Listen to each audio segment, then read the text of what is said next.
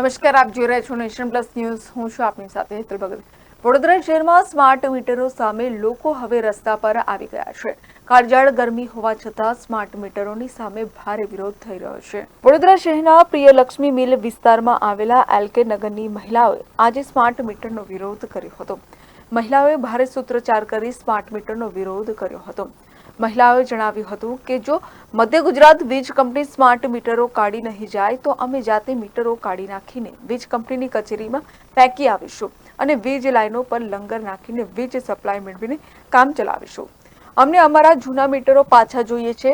Smart મીટરો નાખવાથી તો અમારા મંગળસૂત્રો વેચાઈ જશે. આ સ્માર્ટ મીટર અમાર નવા મીટર નહીં જોઈતા. અમને જૂના મીટર જે હતા એ અમને આપી દો બસ. અધિકારીઓ કહે છે કે નહીં ચેન્જ થાય, ના કહે છે કે નહીં બદલાય અને દંડ થશે કે નહીં ભરો તો 20,000 દંડ ભરવાનું કહે છે. કદી લાવવાના રૂપિયા. બ્યુરો પર નેશન પ્લસ ન્યૂઝ વડોદરા. સમાચારોના સતત અપડેટ મેળવવા માટે અમારી નેશન પ્લસ ન્યૂઝની યુટ્યુબ ચેનલને સબસ્ક્રાઇબ કરો, બેલ આઇકન દબાવો અને જોડાયેલા રહો ફેસબુક, ઇન્સ્ટાગ્રામ અને ટ્વિટર પર.